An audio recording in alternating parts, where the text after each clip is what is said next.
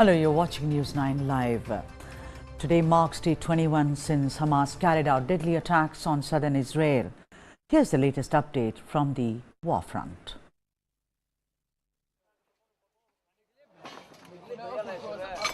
US carries out strikes in Syria. US fears that Iranian proxies from Syria could open a front against Israel, and Iran will use Syrian facility to target US troops as well. At least 33 people have been killed in the latest Israeli airstrikes in Gaza. Over 7,000 Palestinians killed, including 2,913 children. 3 top Hamas commanders killed in the airstrikes. Russia hosts Hamas delegation. Israel asks Putin to kick them out. 27 media personnel killed in Israel-Hamas war, according to Press Freedom Group.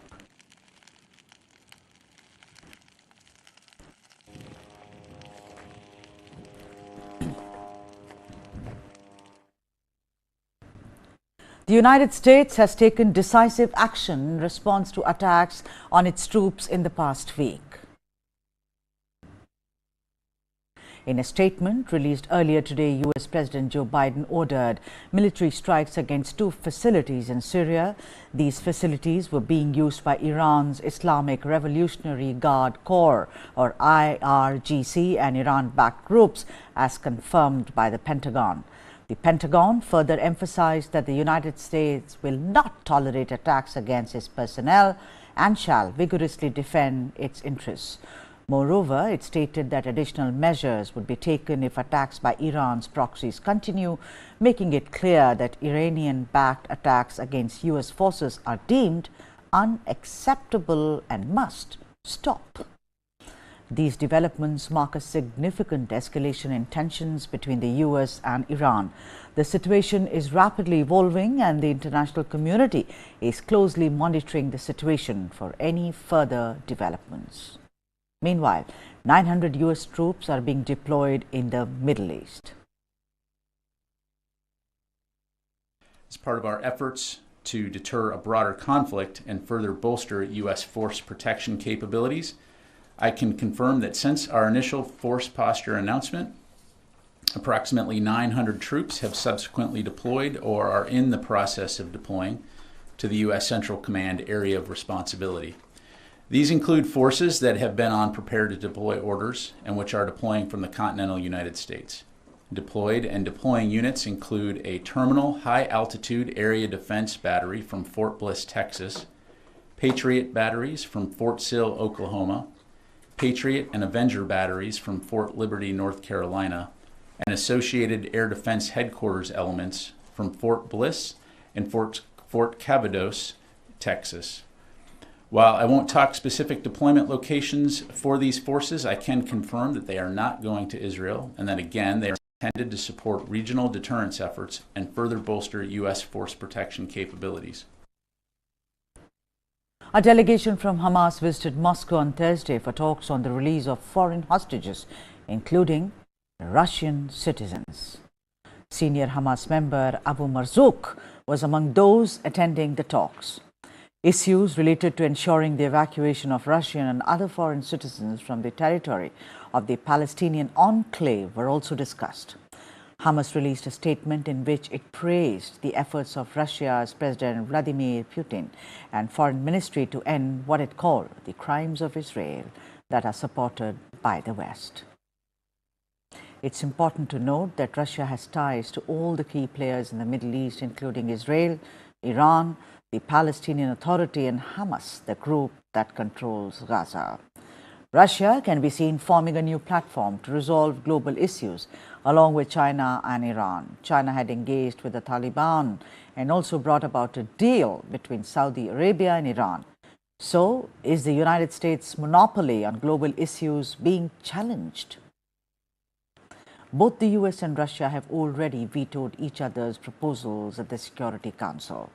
Moscow has repeatedly blamed the current crisis on the failure of US diplomacy and called for a ceasefire between Israel and Hamas and the resumption of talks aimed at finding a peace settlement.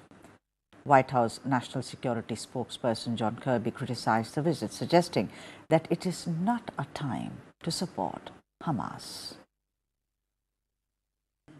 I can't speak for their tribal habits or with their conversations with the Russians. Our message to any other nation around the world is this is not a time to be supporting Hamas's ability to continue to kill Israelis, and it's certainly not a time, or any nation out there that wants to be involved should look for ways to be involved to help Israel defend itself and to help get humanitarian assistance in. So we'll see what comes of the conversation. A rocket from Gaza struck a residential building in Israel's Rishon LeZion, south of Tel Aviv, injuring 2 people with glass and shrapnel wounds, according to the Magen David Adom ambulance service. Simultaneously, a Reuters camera captured footage of a rocket being intercepted over Tel Aviv. The incident highlights the ongoing tensions in the region, with residents facing the constant threat of rocket attacks and the Israeli defense system working to intercept incoming missiles.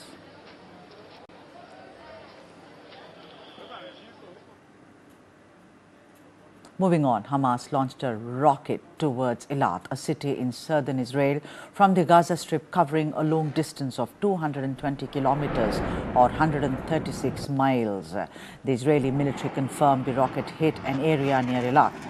There's no news yet on any injuries, making this the longest range attack since the conflict began on the 7th of October. Hamas shared a video claiming responsibility, but news agencies could not confirm its location or date.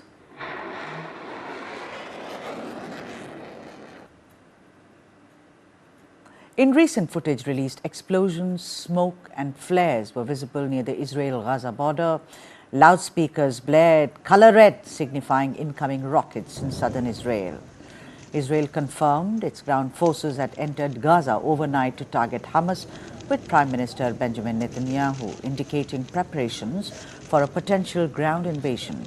This escalation follows nearly 3 weeks of Israeli airstrikes triggered by a mass killing spree in southern Israel by Iranian-backed Hamas militants, worsening the situation in the besieged Palestinian enclave.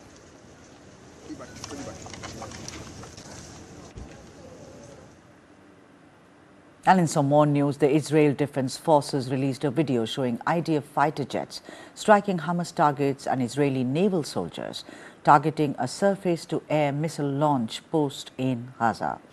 IDF stated they hit over 250 Hamas terror targets in the past 24 hours, including infrastructure, command centers, tunnel shafts and rocket launchers in civilian areas. IDF ground troops, fighter jets and UAV struck anti-tank missile launch sites, command and control centers, and Hamas terrorist operatives, says the IDF.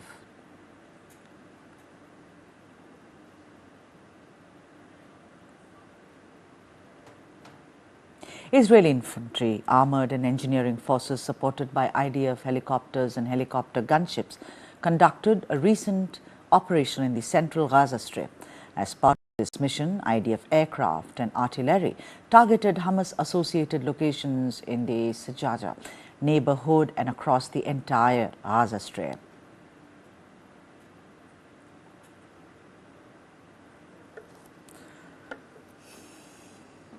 Israeli ground forces operated in northern Gaza, attacking multiple Hamas targets before withdrawing, marking the largest incursion in the current conflict, according to Israel's army radio. Video footage showed armored vehicles in action with confirmed locations matching satellite maps. The incursion, part of preparations for future combat stages, followed earlier localized ground operations. The soldiers have returned to Israeli territory. There was no immediate response from Hamas in Gaza regarding the incident.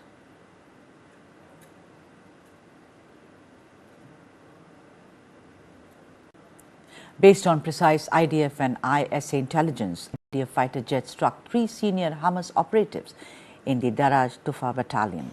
The battalion's operatives played a significant role in the invasion and murderous attack against Israel on the 7th of October and is considered to be the most important brigade of the Hamas terrorist organization.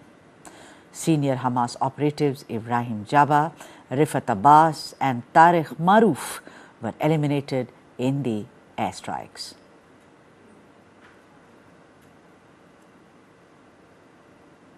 On 7th of October, Kibbutz Be'eri became one of the first Israeli communities targeted by Hamas terrorists. It's been over 2 weeks now and dozens of residents remain missing.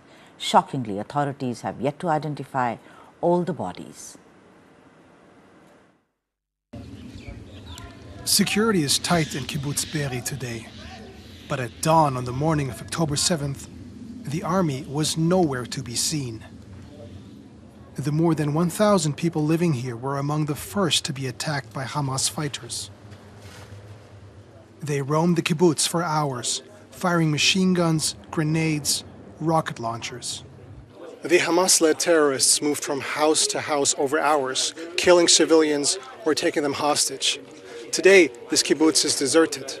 All what's left are burnt, destroyed houses and a community in ruins. The Israeli authorities want the world to see this and hear from people who were there. They burned the house on them, smoke them out.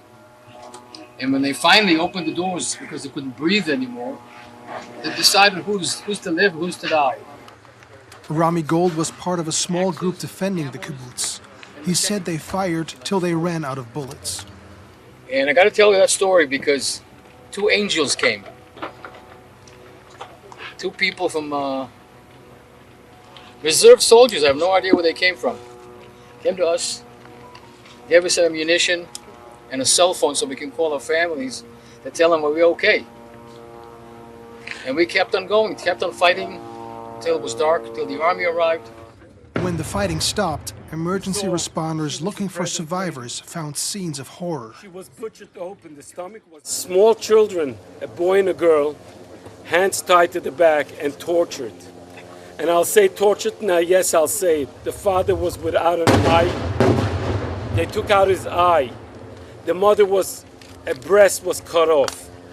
And while the children were brutally attacked, and they are sitting in the middle and eating the food of the holiday meal that this family was supposed to eat. Physical evidence of what happened at places around the country arrives here at a makeshift morgue in central Israel. These are some of the up to 200 unaccounted for people. More are still being found. We are working day and night at shifts, trying to identify each and every one. This is hard because people were disfigured, mutilated, burned. We are here doing what we're doing because we think this is a holy mission. For us, identifying the last casualties and all of the civilians that got killed is so important. It's for us, we want to give them their final respect. Families waiting to bury their dead and those who saw what happened are angry as well as bereft. At Kibbutz Be'eri, Hamas killed more than 100 people, around 10% of the community. Emergency responder Yossi Landau, who saw the horror, says Hamas cannot be part of the future. We went through a lot. We went through the Holocaust, we went through a lot. We'll be strong. The world is supporting us. Yes, we want the peace. It's a very important thing, the peace. Yes, but not with Hamas. Peace seems a faraway prospect, here in the ruins of Kibbutz Be'eri.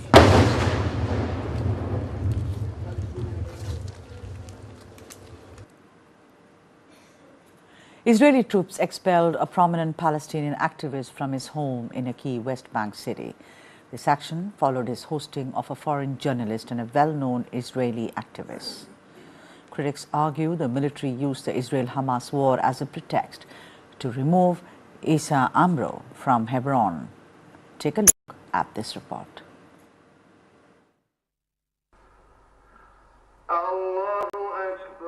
Friday prayers sound out in Ramallah, the West Bank's biggest city. But the faithful's prayers soon turned to protest against Israel's devastating strikes on Gaza. This woman says her whole family is there. Shame for what is happening to them. They slaughtered children and women. We do not forgive the Arab countries because they let us down. They did not stand by us. They left us alone. I hope someone will listen. We don't need empty words. We need someone that stands by us. And more feel that Hamas is doing just that. We are your soldiers, Mohammed Daif, they chant, praising Hamas's military wing commander. The West Bank is not governed by Hamas, but by Fatah, the party that controls the Palestinian Authority, or PA. It's widely seen as weak, corrupt and ineffective, and now more than ever. The PA blames Israel and the West for its fragile legitimacy growing by the day. Don't forget, last September, Abu Mazen stood before the General Assembly. He had made it clear that the international community is failing the Palestinians, that the Palestinian Authority has the responsibility and obligation to protect its people, but Israel is making its actions null and void. Israel is putting hurdles. There are other hurdles for the PA. In the 2 weeks since Hamas's attack on Israel, here in the West Bank, at least 80 people have been killed in confrontations with Israeli forces and armed Jewish settlers. On Thursday, an Israeli raid and airstrike on a refugee camp in the region killed 13 people, including 5 children. Anger here is growing. This group of protesters may be small, but it's enough for the Israeli military to take strong action. Up on the hilltop you can see Israeli snipers. They've been shooting live rounds of ammunition to these protesters who've been burning tyres and throwing stones. So far, the paramedics say 7 people have been shot, including one of their own. The West Bank is not a major focus of the Israeli military response for now. But with the public losing even more faith in the Palestinian Authority and support for Hamas apparently growing, there is a fear here that that could soon change. Almost half of Israelis want to hold off on any invasion of Gaza, according to a poll, in what may indicate a dip in support for the planned next stage of the counter-offensive against Hamas, militants holding some 200 hostages. Israel vowed to annihilate Hamas in response to the Palestinian Islamist killing and kidnapping spree in its southern communities on 7th October and has been stepping up tank and infantry raids in concert with heavy shelling of the enclave. Asked if the military should immediately escalate to a large-scale ground offensive, 29% of Israelis agreed, while 49% said it would be better to wait, and 22% were undecided, the poll published in the Mariv newspaper said.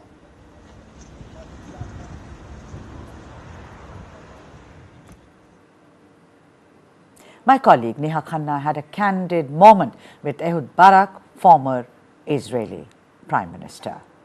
Take a look. We have with us former Prime Minister of Israel, Mr. Ehud Barak. So first and foremost, it is a pleasure to have you on the show. Thank you so much for making the time. Thank you for having me. So first and foremost, let me ask you, why the delay in Israel's ground invasion of Gaza? By all accounts, that is the next stage of the war. I cannot go into the detail. I'm not even sure that I know all the details, but there are many considerations. This operation that has to go on the ground because we want to eliminate, as you have mentioned, the physical military capabilities of Hamas in Gaza Strip and put them out of power there. That cannot be completed just from the air, from airstrikes. So we have to deploy probably many thousands of soldiers on the ground, or probably a few thousand, but a long time, and making more and more operations. But this operation is taking place under 4 different constraints. Number 1 is the hostages that you have already mentioned. Number 2 is the risk that it will spread into a regional war with the Hezbollah in the north, or probably others. Number 3 is the international law. Israel committed to the international law. We don't want to repeat the standards of these barbaric terrorists, Al-Qaeda-like. And number 4 is the question, okay, assume that we finished. In 3 months from now, we took over Hamas and erased all its military capabilities. To whom we pass the torch, the ruling of the Gaza Strip. These are 4 constraints, and because they are interconnected and develop a long time, we cannot make trajectory. I cannot tell you what will happen. We have to trust our war cabinet and our Supreme Command of the Armed Forces. So you've touched upon some very important points. I want to dwell on them one by one. But first, let me ask you, is there pressure from countries like the United States for Israel to not go ahead with a ground invasion? No, I don't think that the United States pretends to be able to dictate to Israel. Israel is sovereign. We suffered a major blow, probably the most severe blow that we suffered since the establishment of Israel, which is about the same time of the establishment of India. And it was really unprecedented attack, slaughtering civilians. No freely elected government can afford sitting idle and not responding to it very forcefully. So it's not the case that we just invented it. We have to do it, and we will do it. And on the way, we will have to take into account all these constraints that I've mentioned.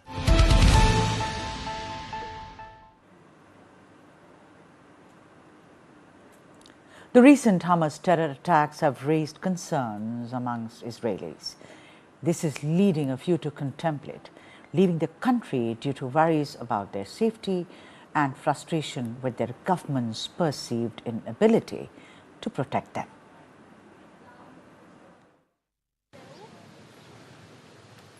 Shani could be living her happiest life. She and her friend Noah both recently became mothers for the first time. But being safe as Jews in Israel no longer feels like a given. I'm 33 years old. I never felt like I need to be ready to go. Israel is my country, is my home. It was always like history, was always stories that happened in the past that never happen again. But now, now it's our life. They want to be able to leave if they have to, so they're organizing paperwork for their babies. Carmi doesn't have a passport yet, so we're preparing that. Earlier, his vaccinations, that won't hold us up from leaving if we will need to leave. The women's conversation revolves around the question of whether to stay or go. They say many people are torn. Israel is made of us, the Jewish people, and if we all leave, nobody will be left. And it's also very sad to think about it. Here in Tel Aviv, hardly anyone feels like swimming. The mood is somber. Everyone is on edge. This is our country. We don't have any other place. So, yes, I'm scared, I'm afraid, but I'm not leaving, never. A lot of conceptions we had and stories that we told ourselves about what gives us security just broke 2 weeks ago. And now we are trying to establish new stories to tell ourselves what it means to be safe here in Israel. These people are not alone in their concern. Before October 7, a strong element of Israeli society was trust that the state could largely keep people safe despite the regional hostility. That has changed. A recent poll suggests that 2/3 of Israelis are extremely concerned or frightened, and more than 4/5 see the attack as a failure of the government. Those poll numbers sound shocking, but are they? Dalia Scheindlin is a public opinion analyst focusing on peace and conflict research in Israel. They are pretty shocking considering that it's very rare for Israelis to have any sort of consensus. This is a perennially divided society. It's been politically and socially divided since the start of statehood. But then again, we are in unusual times, and I think Israelis are going through that together in the sense that the state has let them down. Getting out of Israel has been difficult since the attack. Many flights have been canceled. But along with foreigners, Israelis are leaving, even if only for a while. Noah and Shani don't know yet where they might go if they decide to leave. Our considerations is, does the government is pro-Israel, and the population, is it Muslim, like most Muslim, Christians, Jews, where we have an Israel, like a big Israeli community? Those will be the consideration we will take. It's ironic that now we need to find a safe place outside of Israel. And this is the big dilemma, because in our soul, we do feel safe here, but in reality, it's not safe. Their dearest hope is to raise their babies in peace. But they say growing anti-Semitism worldwide means it is increasingly difficult to say where that might be.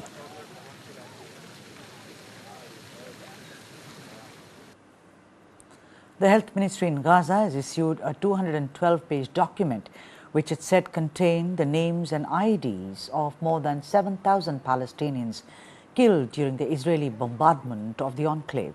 The ministry acted after US President Joe Biden and the Israeli military questioned the casualty figures issued by authorities in Gaza, which is controlled by the Islamist Hamas movement. In a press conference held in Geneva, the Palestinian ambassador to the UN, Ibrahim Qureshi, defended the latest Gaza death toll figures and criticized Biden for questioning the numbers. We have the names and the addresses and the age of all those Palestinian martyrs. And now it comes to Biden, he have no confidence on anything, even on himself, because one time he said that he saw the pictures, after 2 hours he didn't saw. When he went to Israel to visit Prime Minister of Israel, Netanyahu, he said this bombardment on Al-Ahli hospital, it's the other side. Then they discovered that it's not the same. So yesterday his statement that there is some civilians, but the numbers are not accurate, we will see. As the opposite after extremist gangs in Israel killed Rabin, the Prime Minister. And I asked the High Commissioner to ask the Israeli side to provide for him the names of the Israeli casualties. They are talking now about 1,400. What we are talking, we will bring all the names because we will follow. We will not leave those families who totally exterminated. We have to follow later for their compensation and for their right. Shashi Tharoor refers Hamas as terrorist at an IUML pro-Palestine rally. The CWC, in a resolution on 9th of October, had reaffirmed its support to the Palestinian cause without mentioning the October 7th attack carried out by Hamas on Israel. At a rally organized by Congress's ally, the Indian Union Muslim League, in solidarity with Palestine, Congress Working Committee member and party MP Dr. Shashi Tharoor referred to Hamas as terrorists. Tharoor was the chief guest at the Palestine Solidarity Rally in Kozhikode. The IUML handpicked Tharoor as the keynote speaker at the event, bypassing prominent faces of the party state leadership, considering the erudition of the diplomat turned politician on international affairs. ഭീകരവാദികൾ ഇസ്രായേലിനെ ആക്രമണം ചെയ്തു. 1400 വ്യക്തികളെ കൊന്നു. 200 ആൾക്കാരെ ഹോസ്റ്റേജായി എടുത്തു. പക്ഷെ അതിന്റെ മറുപടി ഇസ്രായേലിന്റെ ഗാസയെ ബോംബിംഗ് ചെയ്തിട്ട് 1400 അല്ല, ഒരു 6000 പേരെ കൊന്നു കഴിഞ്ഞു. ബോംബിംഗ് നിർത്തിയിട്ടില്ല. ഭീകരവാദികളുടെ പ്രവർത്തനം നമ്മളൊന്ന് കേട്ടു. രണ്ട് ഭാഗത്തു നിന്നും ഉണ്ടായിട്ടുണ്ട്. മൃഗീയമായ പ്രതികരണമാണ് നമ്മൾ കാണുന്നത്. അത് മനുഷ്യന്മാർക്ക് കഷ്ടപ്പെടുത്തുന്ന കാര്യങ്ങൾ മാത്രമാണ്. നമുക്കറിയാം, ഞാൻ പറഞ്ഞ പോലെ ഈ 19 ദിവസത്തിൽ കണ്ട മനുഷ്യനഷ്ടങ്ങൾ. 15 വർഷക്കാലം പാലസ്തീനിയൻസും ഇസ്രായേലീസും മരിച്ചുകൊണ്ടിരുന്നിട്ടുണ്ട്. പക്ഷേ അവരെല്ലാം ഈ 15 വർഷത്തെ കൂട്ടിവെച്ചാൽ കൂടി ഉത്തരവുണ്ടായിട്ടില്ല. ഞാൻ അപ്പോഴും എപ്പോഴും പാലസ്തീനിയൻ ജനങ്ങളൊപ്പമാണ്. ആരും എൻ്റെ പ്രസംഗം കേട്ടവര് ഇത് ഇസ്രായേലിന് അനുകൂലമായ ഒരു പ്രസംഗമാണെന്ന് വിശ്വസിക്കും. അപ്പോൾ ഇത് ഒരു വാചകത്തിനെ എടുത്തിട്ട് അനാവശ്യം പറയുന്നതിൽ എനിക്ക് ഒന്നും പറയാനില്ല. EU leaders called on Thursday, that is 27th October, for pauses in Israeli bombing and Hamas rocket attacks to get humanitarian aid into Gaza after days of wrangling that highlighted divisions within the bloc over the broader Israel-Palestinian conflict. In a declaration agreed at a summit in Brussels, the leaders of the Union's 27 nations expressed the gravest concern for the deteriorating humanitarian situation in Gaza. Israel is a democracy attacked by Hamas, a terrorist organization. Israel has the right of self-defense in line with international law and international humanitarian law. There was a strong call from the leaders that Hamas must immediately release all hostages without any preconditions. And it was clear that through its terrorist activities, Hamas is also bringing harm to the Palestinian people. Hamas has provoked a humanitarian crisis in Gaza. For the Commission, it's very important that we continue to intensify our efforts to deal with the humanitarian crisis in Gaza. The aid needs to reach Gaza unhindered and quickly.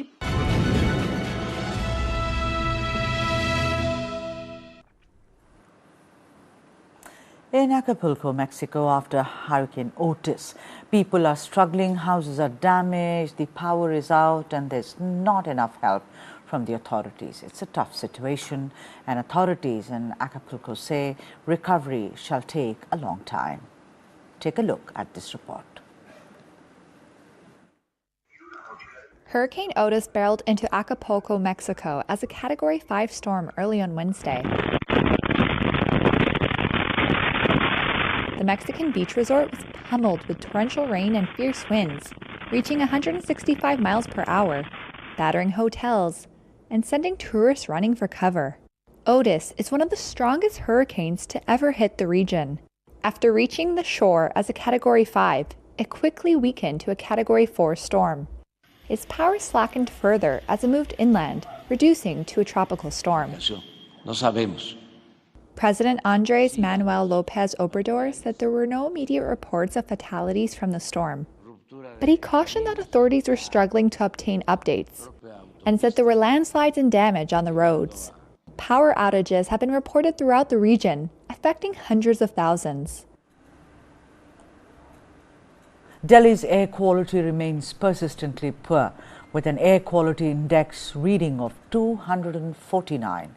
The Central Pollution Control Board's daily bulletin on October 26 reported an AQI of 256 at 4 p.m., surpassing the previous day's 243.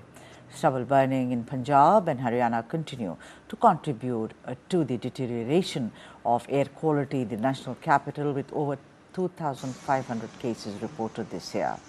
However, there is a slight improvement compared to the previous 2 years. Let's listen in to some reactions coming in. Delhi में काफी ज्यादा pollution बढ़ रहा है, तो ना सांस लेने में थोड़ी प्रॉब्लम होगी. जैसे दिवाली आएंगे तो फिर काम भी बंद होंगे लोगों के, तो सरकार को इस पर ध्यान देना चाहिए. थोड़ा सा थोड़ी आंखों में इरिटेशन तो होगी, क्योंकि जैसे जैसे बढ़ेगा ना पोल्यूशन तो होगा. तो समथिंग तो हो रही है. जैसे जॉगिंग करते हैं ना, तो उसके बाद काफी ज्यादा ना मतलब ब्रीथिंग में दिक्कत होती है. और पॉल्यूशन का रीजन कई तरीके से होता है. जैसे अभी तो क्राउडेड एरिया ज्यादा है, तो भीड़ है, इसलिए वाहन तो ज्यादा है. दिल्ली के नियर बाय फैक्ट्रीज भी काफी हैं, और जो हरियाणा पंजाब में प्याली जलती है, तो वो मेन रीजन होता है इसका. पिछले 2 हफ्ते में करीब आप सन की ब्राइटनेस देखिए, सनराइज होता है तो आधी हो गई है. and that is because of pollution. तो अभी इतना ब्रीदिंग में फील नहीं हो रहा है, लेकिन पॉल्यूशन बढ़ गया. पॉल्यूशन है वो तो हर जगह की प्रॉब्लम है. तो साइकिलिंग हो गई, रनिंग हो गई, वो आप कर सकते हो. This is not an excuse to be indoor. You need to move out. Otherwise ये तो एक एक्सक्यूज हुआ है पॉल्यूशन. अदरवाइज तो ऑल ओवर पीरियड मतलब पूरे साल भर रहता ही है. एक छोटे से पीरियड में है 1-1.5 महीने के लिए बहुत ज़्यादा बढ़ जाता है. बट आप अगर कंटिन्यूसली ओवरऑल आप रोज रेगुलरली साइकिलिंग रनिंग कर रहे हो तो फिर आप मुझे नहीं लगता कि आपको 15 दिन में कोई बहुत ज़्यादा इतना इम्पैक्ट आ जाएगा कि. But this is subject to different age groups also. अगर जो सेंसिटिव एज ग्रुप्स हैं उनके लिए डेफिनेटली मैं साइकिलिंग कर रहा हूँ, मैं पूरे साल भर साइकिलिंग करता हूँ, तो फिर वो चीज़ मुझे खुद अपने बॉडी पे असर पड़ता है. अगर मैं अभी 1.5 महीने में साइकिलिंग करूंगा तो फिर जरूर मेरी आंखों में भी लगेगा, गले में भी लगेगा और मेरे लंग्स में भी बैठेगा. अगर मैं यही 1.5 महीने में बैठ के साइकिलिंग सिर्फ करूँ तो ऐसी पॉलिसीज है. अगर आप पॉलिसी सिर्फ एक छोटे पीरियड के लिए रख रहे हो तो उसका कोई मतलब नहीं है. ये जो ग्रैप पॉलिसी है जो लाते हैं, अगर ये सिस्टमेटिकली पूरे ईयर फॉलो करें तो यूज है. सेकेंडली जो आप मैं देखता हूँ ये लोग कंस्ट्रक्शन एक्टिविटीज बंद कर देते हैं. आप बड़े बड़े प्रोजेक्ट्स को तो बंद कर देते हैं, जो इंफ्रास्ट्रक्चरल नीड है उन प्रोजेक्ट्स को बंद कर देंगे. तो जो छोटे कंस्ट्रक्शंस चलते हैं, जो हर एरिया में कंस्ट्रक्शंस चल ही रहे हैं, पर्दा लगा के कर रहे हैं, उन पे आपने क्या एक्शन लिया? वो कोई नहीं है. ये सिर्फ पॉलिसी फेलियर्स है. A UN report has warned that India may be heading towards a groundwater depletion tipping point. The Interconnected Disaster Risk Report 2023 has found that 27 of the world's 31 major aquifers are depleting faster than they can be replenished. India is the world's largest user of groundwater, exceeding the use of the United States and China combined. The northwestern region of India serves as the breadbasket for the nation's growing 1.4 billion people, with the states of Punjab and Haryana producing 50% of the country's rice supply and 85% of its wheat stocks. However, 78% of wells in Punjab are considered overexploited, and the northwestern region as a whole is predicted to experience critically low groundwater availability by the year 2025. The tipping point in this case is reached when the water table falls below a level that existing wells can access. Once crossed, farmers will no longer have access to groundwater to irrigate their crops. This not only puts farmers at risk of losing their livelihood, but can also lead to food insecurity and put the entire food production systems at risk of failure.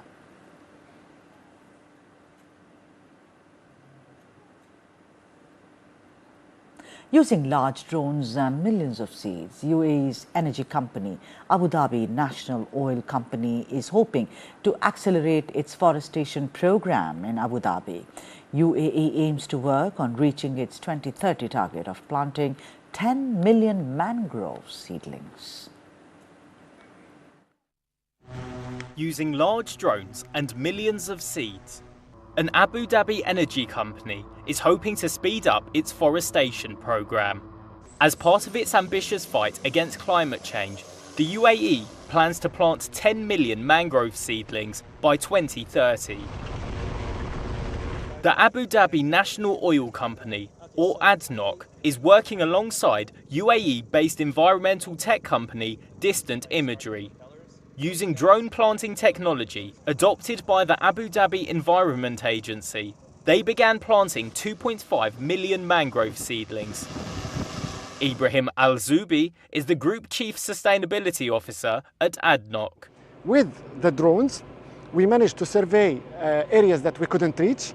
We managed to survey areas that we knew we could put mangroves there and we did not know before. We reduced the human error. We lowered costs, but most importantly as well, we found out that the success rates using drones is almost the same as success rates using conventional, traditional planting, which will take more time and effort and funds as well. However, only 40% of the planted seeds survive and grow into seedlings, according to the co-owner of Distant Imagery, Jane Glavan. So we have a 40% success rate, 40 to 44% success rate.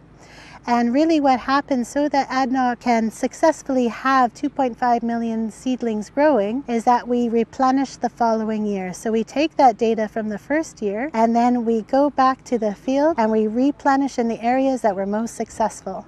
And from that we go out and monitor 2 more times. According to the UN Environment Programme, global mangrove forests in 2020 had declined by 3.4% since 1966. But stabilised in recent years. In the Gulf country, the number of mangroves has reached 60 million over 70 square miles.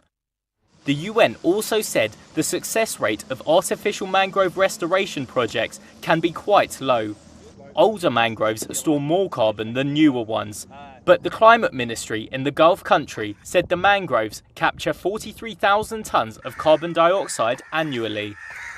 So we really plant in following the focus, trying to replicate nature as close as possible. And by replicating nature as close as possible, you have these natural forest stands after the years that they grow.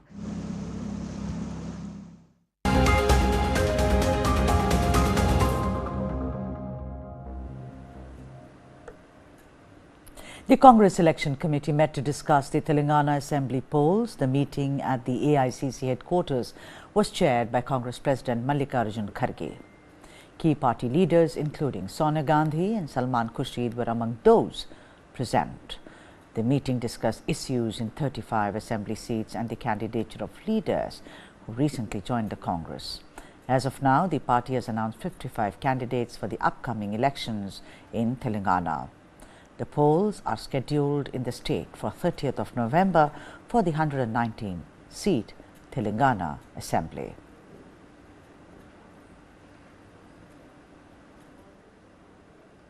Union Home Minister Amit Shah held a meeting with senior Rashtriya Swayamsevak Sangh or RSS officials and representatives of affiliated organizations to discuss India's economic situation and its global context. The meeting also touched upon the economic impact of international conflicts such as the Russia-Ukraine war and Israel-Hamas conflict on India. Notable attendees included Union Finance Minister Nirmala Sitharaman, Heavy Industries Minister Mahendranath Pandey, Labour Minister Bhupinder Yadav, Commerce and Industries Minister Piyush Goyal, as well as senior RSS leaders Arun Kumar and Krishna Gopal. Various RSS-affiliated organizations specializing in economic matters also participated in the meeting.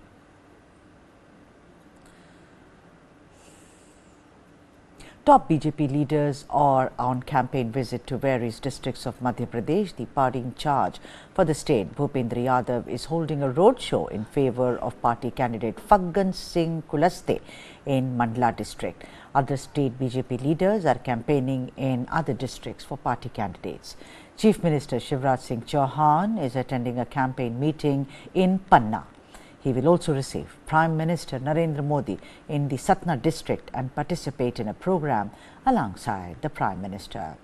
The Prime Minister is participating in functions at the Sri Sadguru Seva Sangha Trust in Chitrakoot.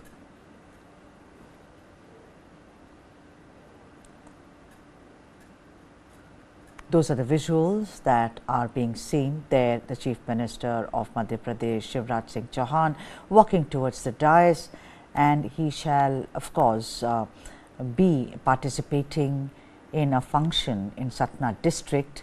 And right now, he is in Panna and later receive Prime Minister Modi and participate in a program in Satna along with Modi. Modi is also participating in functions at the Sri Sadguru Seva Sangha Trust in Chitrakoot.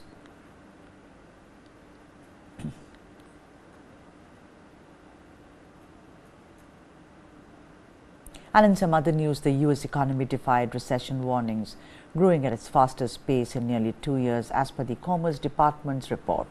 GDP surged by 4.9% in Q3, surpassing the 4.3% forecast. Strong consumer spending and a rebound in residential investment fueled the growth. However, factors like labor strikes and student loan repayments may slow down the growth in Q4. The U.S. economy grew at its fastest pace in nearly 2 years in the third quarter, once again defying dire warnings of a recession.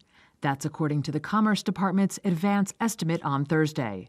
Gross domestic product increased at an annualized rate of 4.9% last quarter, blowing past the 4.3% GDP estimate forecast by economists polled by Reuters. Robust consumer spending fueled growth amid a resilient labor market, with businesses restocking warehouses and store shelves to meet strong demand. Consumer spending accounts for more than 2/3 of U.S. economic activity. The economy was also spurred by a rebound in residential investment after 9 straight quarterly declines. While the strong GDP pace is likely not sustainable, it showcased the economy's stamina despite aggressive interest rate hikes from the Federal Reserve to tame inflation. But growth could slow in the fourth quarter due to several factors, including the United Auto Workers strikes and the resumption of student loan repayments for millions of Americans. This bulletin, but for all the analysis, keep watching News 9 Live.